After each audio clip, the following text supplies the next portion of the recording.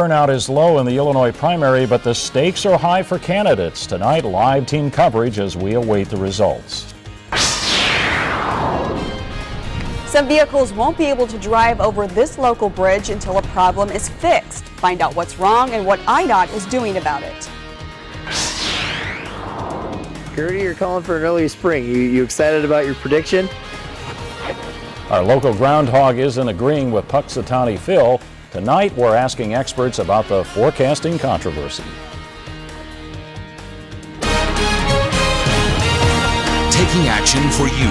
This is WMBD 31 News at 6. Good evening, I'm Bob Larson. And I'm Meg Marshall. There's 1 hour left to cast your ballot in today's primary. Now, the field of candidates is large, but the voter turnout across the state has been pretty sparse. WMBD's Brett Lemoyne and Sarah Barwatz are bringing us team coverage tonight. Brett's in Peoria, and Brett, have things picked up at the polls?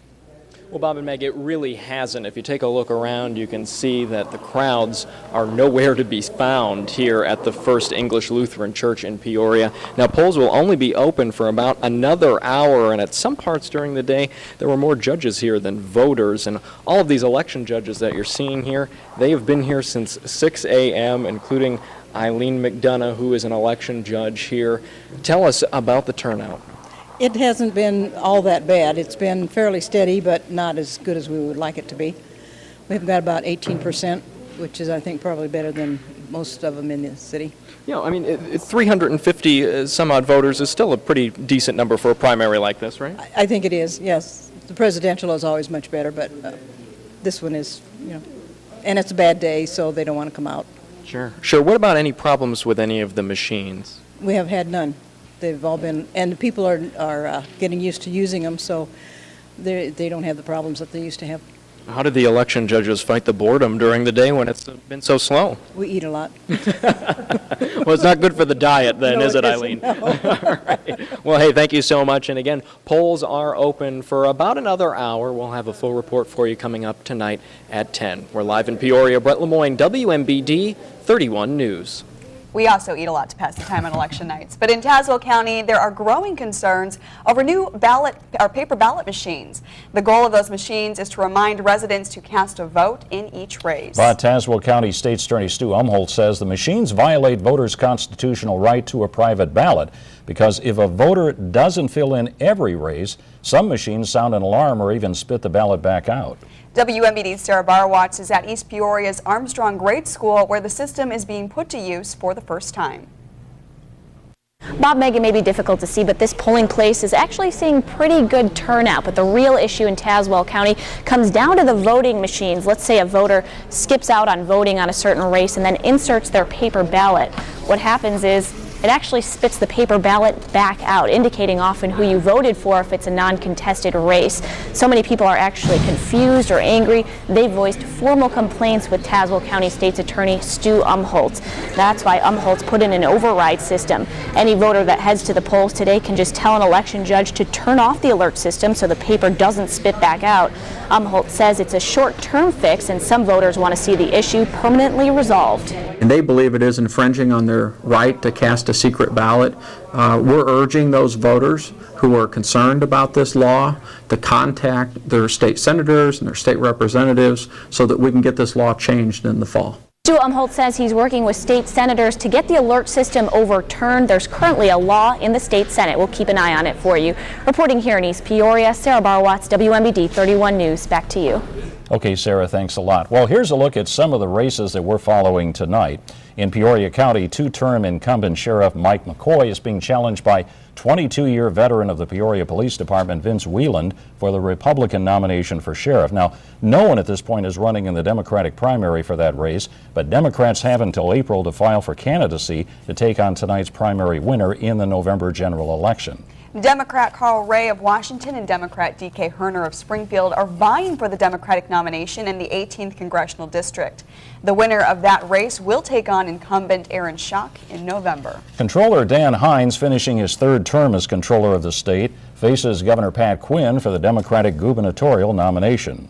And 6 Republicans are vying for the Republican Party's nomination. Those candidates are Kirk Dillard, Bill Brady, Adam Andrzejewski, Dan Proft, Jim Ryan, and Andy McKenna. And there's a District 150 school board seat up for grabs tonight. The candidates are Ernestine Jackson, Chris Crawford, and Jeff Lickus. Now, the results will be posted at the bottom of your TV screen throughout the evening after the polls close at 7, and you can also find them on our website at ciproud.com. Well, the day started out as expected with a little bit of light snow, but the big question, what about the rest of the week? I know, we're already thinking about the weekend too, right? Let's head over to Chief Meteorologist Marcus Bailey in our 3D Live Weather Center for your first look at the forecast. Marcus. When are we not looking ahead towards the weekend? Anyway, it should be a nice few days as we lead up to the weekend after a snowy start here across central Illinois. Temperatures actually should be fairly mild as well. The sun has set across central Illinois on our uptown normal cam here on our sky cam from 3D Live, and should be a fairly partly cloudy night. So we're going to break up some of that cloud cover that we had through much of the afternoon. Hanging into the mid to upper 20s, so we are cooling off quite a bit. We'll dip down into the low 20s for that wake-up call tomorrow morning. Nice temperatures, though, tomorrow afternoon, and a whole lot more sunshine as we hang into the mid to upper 30s, even better for our Thursday, but it could get a little hairy as we head into Super Bowl weekend. We'll have much more in your 3D Live forecast coming up in just a few minutes. A Tazewell County community may cut emergency personnel to reduce a budget gap. Morton Mayor Norm Derflinger says the town is in the hole about $1 million for the 2010-2011 budget year. Derflinger says several options are on the table. Morton could increase sales taxes or even add other fees to generate revenue. Another option is to cut 3 police officer positions, a fire prevention officer, and a paramedic. The mayor says that would affect response time. We would need to have an ambulance from another community if we had multiple problems, which would be about 10 minutes for them to get there, and the first 10 minutes are the most important. Derflinger says the budget gaps are from shrinking revenue sources. Come February 15th, the village will hammer out more budget-cutting measures. The discovery of corrosion on a busy local bridge means weight restrictions for drivers. The Cedar Strait Bridge has a 15-ton weight limit, the equivalent of an empty semi-truck. The bridge crosses the Illinois River and connects Peoria's MacArthur Highway to East Peoria's Main Street. State engineers discovered corrosion of that steel structure in a routine maintenance check. IDOT says the bridge is safe for regular traffic, but loaded trucks will face fines. IDOT plans to repair the bridge, but doesn't know when those repairs will begin. Earthquake victims in Haiti have seen an outpouring of support from Central Illinois, and the Red Cross wants to make sure that trend continues.